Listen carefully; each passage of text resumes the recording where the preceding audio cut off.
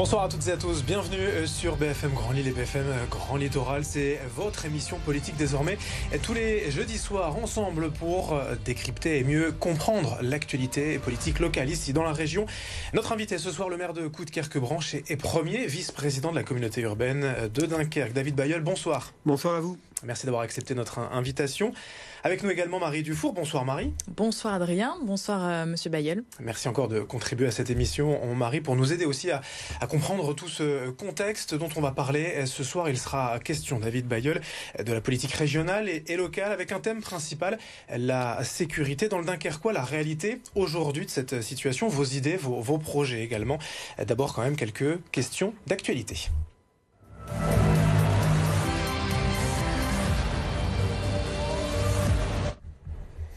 David Bayeul, il y a tout juste une semaine, cette histoire a déclenché un vif débat dans l'opinion et dans les médias. Un enfant de 7 ans a été ramené chez lui par un policier municipal car sa mère ne payait pas la cantine. En tant que maire et donc responsable des écoles municipales et de la police, est-ce que vous auriez agi de la sorte ? Non. Non, je n'aurais pas agi de la sorte pour une raison assez simple. Pour que justement on n'ait plus ce problème-là dans ma ville de Coudekerque-Branche, nous avons fortement baissé les tarifs de cantine. On a rendu la cantine accessible à tous, 100% production locale, circuit court, bio pour 1,50 €, quel que soit le niveau de revenu. Mais même si c'est pas cher, il faut payer quand même. Alors, peut-être que des familles sont endettées. Ça arrive.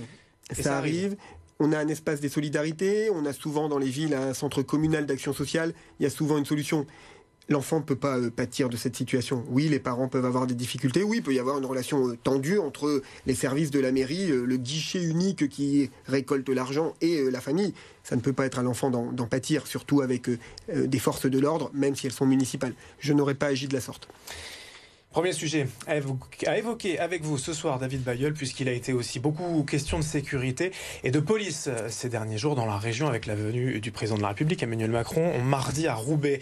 Le projet de création d'une police intercommunale dans le Dunkerquois. Alors ce n'est pas la police municipale ni la police nationale pour identifier le problème, la problématique. Quelques éléments, Marie. Oui, c'est un projet sur la table qui reste encore un petit peu flou. Une grande réflexion d'ailleurs vient d'être lancée par la communauté urbaine de Dunkerque. De quoi s'agit-il exactement? Alors l'idée, mutualiser les forces de l'ordre sur le terrain pour que l'ensemble des communes puissent bénéficier donc d'une présence policière. Alors ça va de Grand-Fort-Philippe à Brédune en passant par Capelle-la-Grande par exemple. Un dispositif alléchant sur le papier mais difficile à mettre en place juridiquement. La CUD, on va appeler ça la CUD tout au long de cette émission, a besoin de l'aval des maires. Alors première question, est-ce que cette consultation auprès des maires avance? Où en est-on? Alors vous avez émis la véritable difficulté. Le sujet est surtout un sujet juridique. Le maire a le pouvoir de police. Ça signifie que si la communauté urbaine voulait avoir une police intercommunale unique, eh bien nous serions dans l'obligation d'un transfert des pouvoirs de police de tous les maires de l'agglomération. Ça veut dire 20 communes. On se doute bien qu'à un moment donné, nous aurions des réticences. Peut-être que certains accepteraient volontiers, d'autres seraient plus prudents. Aujourd'hui, la majorité sont plutôt contre cette idée de perdre leur pouvoir de police. Voilà. Et c'est pour ça qu'on arrive à une solution qui pourrait être alternative. Cette solution, ça pourrait être de dire, on avance sur tout le domaine de la vidéosurveillance, avec, pourquoi pas, un centre unique de vidéosurveillance sur l'ensemble du territoire, et une brigade qui serait dédiée pour des opérations ponctuelles, par exemple la nuit, par exemple pour lutter contre les rodéos nocturnes, par exemple pour couvrir et sécuriser de grands événements sur les plages. Vous avez cité des plages de Grand-Fort-Philippe ou de Brédune, par exemple. Pour ce faire, il y a une astuce juridique. Ça s'appelle le service commun. On met ensemble des moyens, sans perdre les prérogatives des maires, on met ensemble des moyens humains qui sont portés par une collectivité. Pourquoi pas la CUD. Donc on irait, pas tout de suite, mais vers un service commun de protection et de tranquillité publique, on ne l'appellerait évidemment pas police municipale, qui permettrait comme ça, sur des éléments donnés, j'en ai cité quelques-uns, les rodéos ou bien... Et combien de policiers au total? Vous avez une idée déjà de ce maillage? Aujourd'hui, il y a un gros travail qui est fait de recensement. L'audit est en cours. Vous l'avez dit, toutes les villes de l'agglomération dunkerquoise n'ont pas de police municipale. Certaines ont 2 ASVP, certains n'ont pas du tout de policiers. J'en ai 11. Dunkerque va atteindre, je pense, les 100 très prochainement. Donc vous voyez, c'est très disparate. L'idée, ça serait vraiment de mutualiser des moyens humains existants, mais certainement d'en recruter de nouveaux. Ça veut dire que vos policiers municipaux iraient intervenir sur le territoire d'autres communes ? Non, ça voudrait dire qu'il se pourrait que certains de mes policiers soient affectés à ce service commun pour des missions très ponctuelles et intervenir à ce moment-là sur tout le territoire de la CUD, mais non pas dans les opérations du quotidien, non pas dans les opérations de sécurisation d'une sortie d'école, d'enlever une voiture qui serait devant un garage, mais des opérations très ciblées. Et pourquoi cette idée alors ? Qu'est-ce qui vous a fait C'est la force. Le président de la communauté urbaine, Patrice Vergrit, a vite compris l'intérêt que nous avions surtout pour couvrir des périodes de la nuit. La journée, ça va, mais des périodes de la nuit qui ne sont pas aujourd'hui couvertes. Aujourd'hui, la seule police qui fonctionne 24/24, c'est la police de Dunkerque. Mais si vous avez sur Grande-Sainte ou sur Gravelines ou même sur Coudekerque-Branche quelques interventions en pleine nuit, on n'a pas de solution. Donc l'idée, c'est vraiment d'être efficace. Mais c'est un vrai besoin aujourd'hui pour répondre à la délinquance Il vaut toujours mieux prévenir que guérir. On n'est pas sur une agglomération, vous le savez, où les problèmes sont complexes. Par contre, il y a des moments, ne nous mentons pas, l'été, c'est plus compliqué pour la tranquillité publique sur les plages.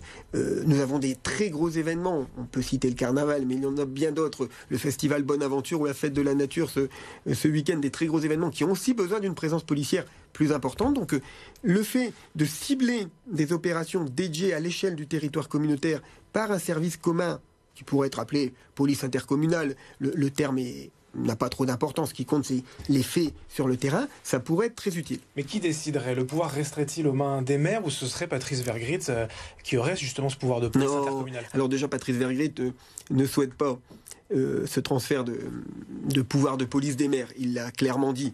Ça serait un travail intelligent. Vous savez, le maire n'intervient pas à chaque fois que la police municipale va sur une opération. On peut imaginer là, par exemple, qu'on ait des opérateurs vidéo qui remarquent des événements qui se déroulent en pleine nuit sur un territoire et qui appellent directement ce service commun et cette brigade. On est encore là, je le dis, sur une période où on travaille sur le diagnostic, l'existant, les possibilités. On n'est pas encore dans la réalisation. Justement, vous faites un audit, vous nous l'avez dit, un audit aussi financier. Ça coûte plus cher. C'est quoi le coût réel de cette police intercommunale ? C'est pas encore quantifié. Où ça coûte plus cher, c'est évidemment un investissement nécessaire pour équiper à l'échelle d'une agglomération. Aujourd'hui, les villes sont équipées à l'échelle de leur commune, donc il faudra aller plus loin. Je pense notamment en termes de phasage de travaux pour un centre de supervision. Il y en a un exceptionnel sur la ville de Nice, qui a la plus grande police municipale de France, mais qui n'a pas encore réussi, elle, à faire cette police intercommunale. Et puis bien sûr, quelques agents de milliers d'euros, vous avez forcément une idée d'enveloppe. C'est un coût en plus. Ça sera un coût en plus. Non, il est difficile de le quantifier aujourd'hui. Je vous dirais honnêtement une bêtise si je vous donnais une somme. Mais oui, on approchera plusieurs centaines de milliers d'euros. 200, 300 000 euros ne paraissent pas quelque chose d'inabordable sur une période d'une année. Je parle en moyens techniques et investissement. Il y aura les moyens humains qu'il faudra mettre au diapason. Le frein, c'est certainement donc le cadre juridique. Qu'en est-il quand même des communes en zone gendarmerie dans la CUD ? On parle de Zuidcote, Bredune et Givelde. On peut les englober ? Je pense qu'on peut les englober parce que la gendarmerie fait un travail formidable sur ces secteurs, mais elle n'est pas non plus en effectif suffisant pour couvrir tout au long de l'année. Il n'est pas rare que la ville de Bredune demande un petit coup de main au maire de Dunkerque pour envoyer des policiers municipaux dans le cadre d'une entente. Ça existe aussi, ce qu'on appelle l'entente intercommunale sur des moments donnés. Donc oui, ces villes de la zone gendarmerie, comme on dit, alors pour vos téléspectateurs, ça veut dire que c'est plutôt des zones rurales. La gendarmerie, c'est en zone rurale. La police, c'est en zone urbaine. Mais je pense que là, il n'y aurait aucun souci. Le vrai souci, aujourd'hui, il est effectivement dans... le législateur n'a pas prévu un montage juridique facilitant les choses. On essaye de nous l'inventer. Pourtant, ça a été fait, ça va se faire dans la région, à Béthune. Le CIVOM de Béthune a lancé le projet. C'est prévu pour 2022. Voilà. Alors, vous l'avez dit, par l'intermédiaire d'un CIVOM. C'est-à-dire un syndicat intercommunal à vocation multiple. Quand tu as ce type de structure, tu peux presque développer l'ensemble des services possibles. Mais ça reste sur des secteurs assez fermés. Le CIVOM ne peut pas être de la taille d'une communauté urbaine. Le CIVOM, c'est le rassemblement de 3, 4, 5 communes. Nous en avons un sur le Dunkerquois. C'est un CIVOM qui regroupe les communes autour de l'Aa, c'est-à-dire le fleuve et le delta de l'Aa. Il y a les communes qui sont rassemblées là-bas. Ce CIVOM ne pourrait pas devenir à l'échelle de la communauté urbaine. Elle est trop grande en termes de territoire. Mais ça existe effectivement, c'est le CIVOM, c'est une technique juridique existante. Et vous avez pourquoi, bien travaillé. alors, peut-être une question de temporalité, vous aimeriez ce dispositif en place à partir de quand ? Au courant du mandat, on peut imaginer qu'à la mi-mandat, ça serait bien de l'avoir effectif sur le terrain. Il faudrait recruter des policiers pour cette police intercommunale ? En muter et en recruter. Selon les syndicats, il manquerait aujourd'hui une trentaine de policiers dans le Dunkerquois. Je vais vous faire réagir juste quand même aux propos du président de la République. Il était cette semaine dans la région. Mardi, c'était à Roubaix pour conclure le Beauvau de la sécurité. On écoute Emmanuel Macron. La première exigence et ambition, je l'ai parfois d'ailleurs dit en ces termes, je vous le répète, plus de bleu sur le terrain. Ce qu'attendent nos compatriotes, c'est en effet une présence accrue de policiers et de gendarmes sur la voie publique, parce que c'est rassurant pour eux et dissuasif pour les délinquants. Je veux nous fixer un horizon, augmenter significativement, c'est-à-dire doubler sous 10 ans, la présence des policiers et gendarmes sur la voie publique. David Bailleul, vous les attendez, ces policiers ? Le Dunkerquois en a besoin ? Bien sûr, je connais bien les policiers du territoire de Dunkerque. Nous parlons là de la police nationale. Ils font un travail formidable, les brigades anticriminalité, mais aussi toutes les brigades qui peuvent œuvrer sur notre territoire. Ils ne sont pas assez nombreux, c'est une évidence.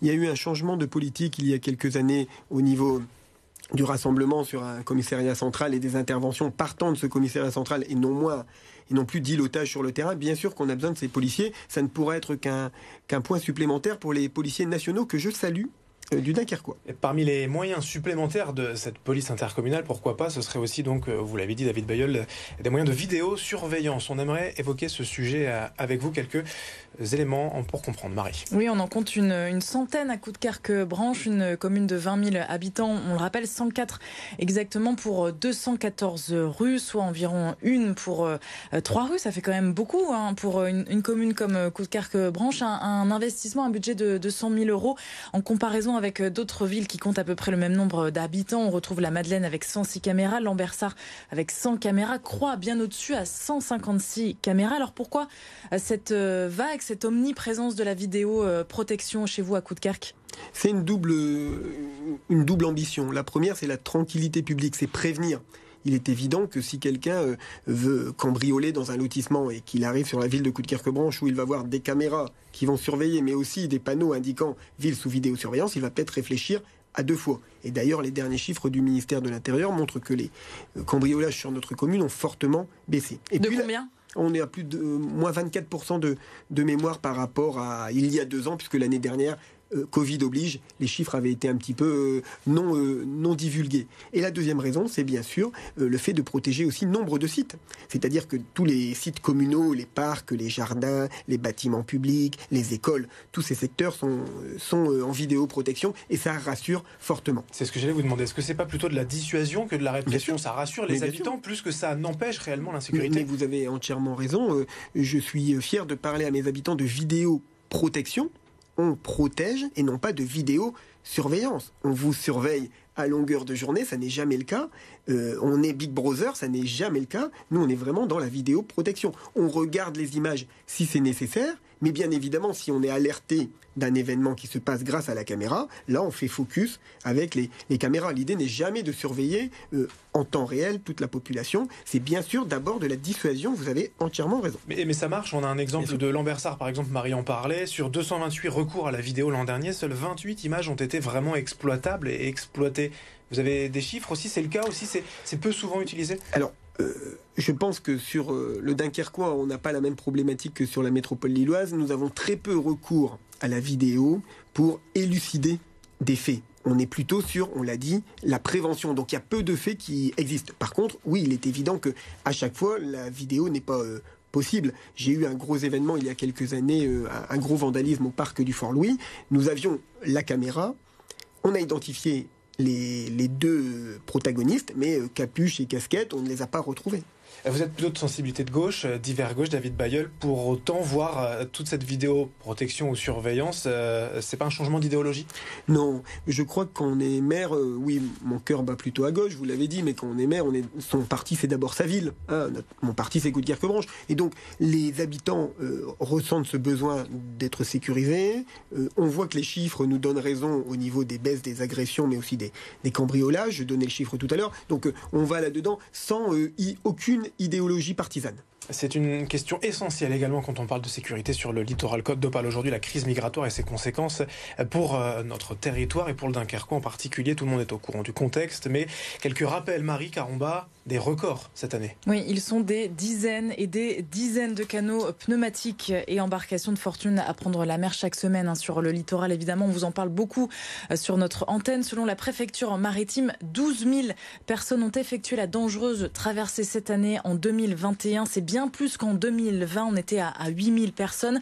Record journalier le 21 août dernier, donc cet été, avec un petit peu plus de 820 migrants qui ont traversé la Manche donc pour rejoindre les côtes anglaises. Le Calaisis est souvent médiatisé sur cette question sensible, mais Dunkerque aussi est concerné. Hier, par exemple, les sauveteurs en mer ont été appelés à 2 reprises, à quelques heures d'intervalle, une quarantaine de personnes secourues au total.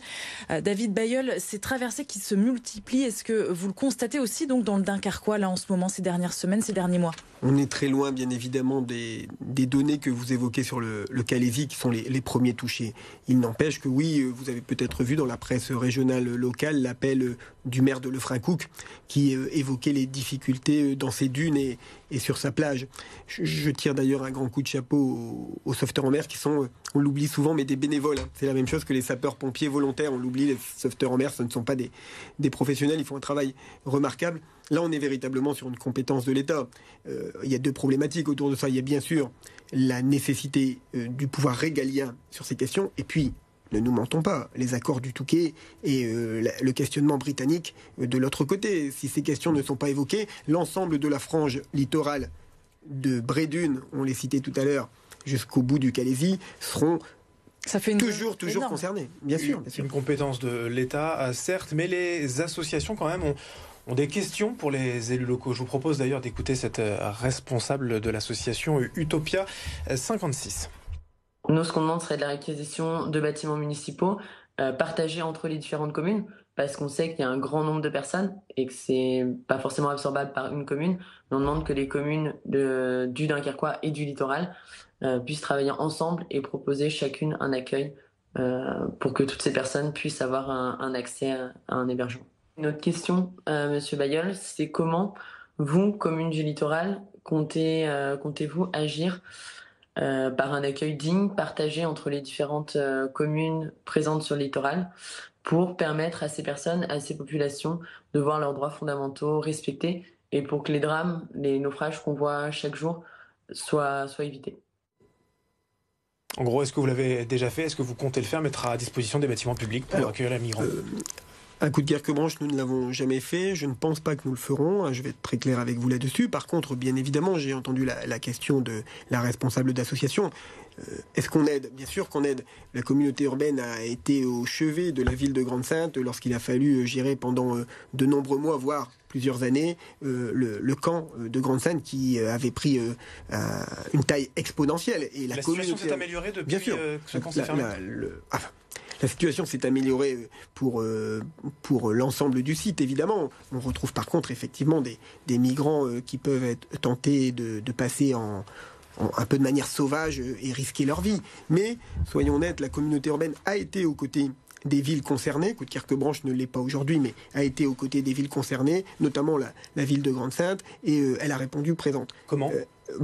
Par une aide logistique importante, par une aide financière importante, parce qu'il a fallu créer toute une infrastructure autour de ce camp de Grande-Synthe, que ce soit en termes de sanitaire, que ce soit en termes d'évacuation, que ce soit en termes de bâtiments modulaires, que ce soit en termes d'équipements provisoires. Donc il y a eu une vraie aide logistique et financière importante. Par contre, moi, je ne suis pas favorable, je le dis, à la réquisition de bâtiments, qu'ils soient communaux ou dépendants de la communauté urbaine, parce que la situation n'est pas celle-là. Il faut savoir que les migrants qui passent sur notre territoire ne veulent pas être figés.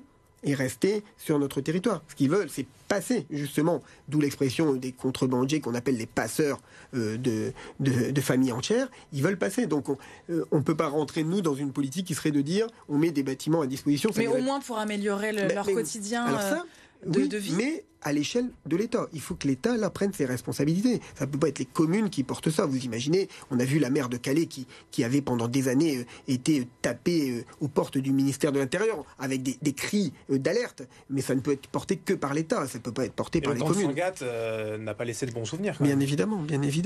On le regrette tous. Mais moi, je suis convaincu que cette question est à l'échelle du pouvoir national et non pas des élus locaux, même si on a notre part à donner, comme on l'a fait avec la communauté urbaine et le camp de Grande-Sainte. Vous parlez entre communes justement du littoral, vous parlez de l'État pour interpeller beaucoup plus régulièrement l'État sur la question. Monsieur le sous-préfet de Dunkerque, le précédent et l'actuel, puisqu'il vient d'avoir un transfert de pouvoir il y a peu, font un travail important sur le terrain. Ils accompagnent bien sûr les forces de l'ordre quand c'est nécessaire, mais aussi les associations et les communes concernées. Oui, il y a un travail, oui, on se parle, oui, on est toujours prêt à aider, mais il faut quand même remettre la responsabilité où elle est au niveau de l'État. Et le premier des accords à renégocier, c'est l'accord du Touquet. Justement, ces accords du Touquet qui, on le rappelle, quand même fixent la frontière entre la France et le Royaume-Uni. Bien, en fait, elle est sur la plage, elle est ici sur la côte d'Opale, la frontière, techniquement. Ça n'existe pas, ça n'existe nulle part au monde d'avoir une frontière à l'extérieur de ces frontières.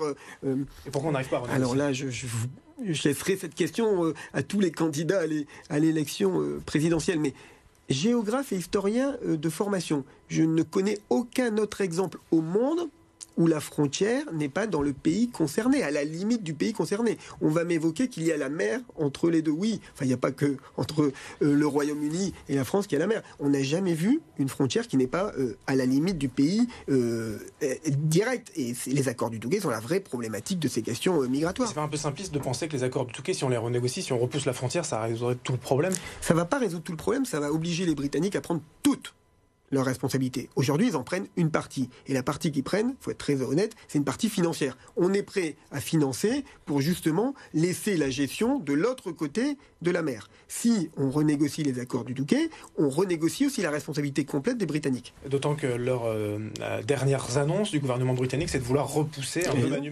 militari les bateaux vers la France. Ça, c'est une provocation ?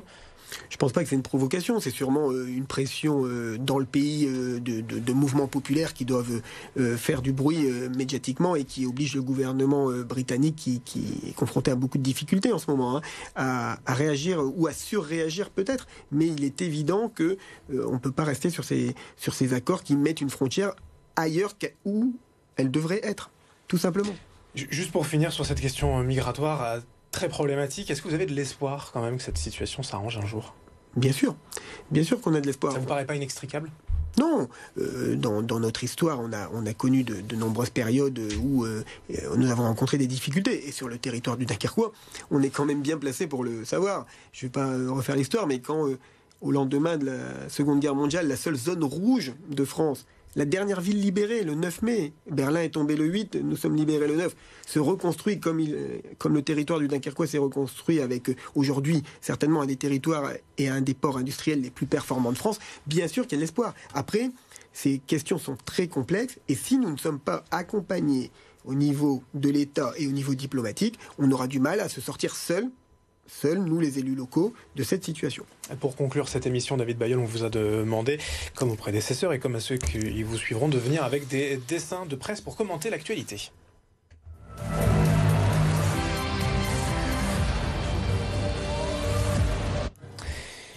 Vous allez le voir, le premier à l'écran, issu du Canard enchaîné, un hommage d'Emmanuel Macron, le président de la République, qui dit... On l'a adoré dans son rôle de flic ou voyou, et ce personnage à droite qui se demande en fait s'il parle de Jean-Paul Belmondo ou d'Alexandre Benalla. Pourquoi cette image ? Alors, deux raisons. La toute première, c'est évidemment parce que le départ de Jean-Paul Belmondo a touché toute la population française, et à titre personnel, le tout premier film que je suis allé voir au cinéma, L'As des As, dans un petit cinéma de Rosendal qui s'appelait le Régent, une seule salle, et je découvrais le cinéma grâce à mes parents. Donc évidemment, Jean-Paul Belmondo, mais comme pour beaucoup de Français, fait partie de ma vie quotidienne dans les films, dans les rediffusions. Et puis en même temps, de se dire, mais c'est le procès actuellement d'Alexandre Benalla.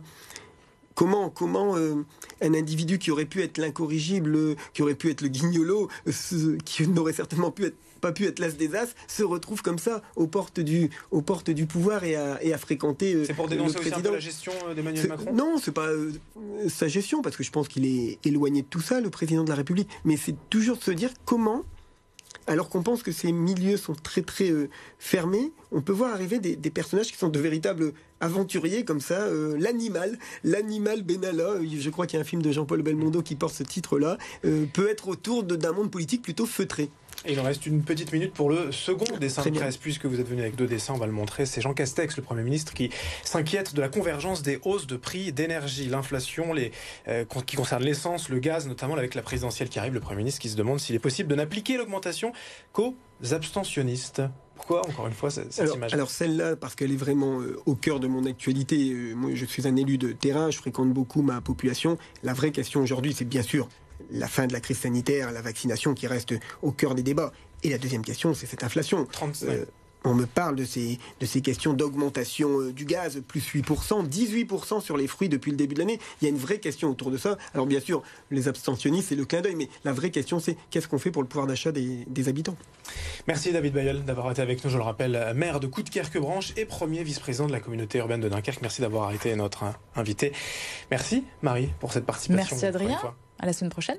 Bonne soirée à toutes et à tous. Merci de nous avoir suivis. Nord Politique revient la semaine prochaine sur BFM Grand Lille et BFM Grand Littoral.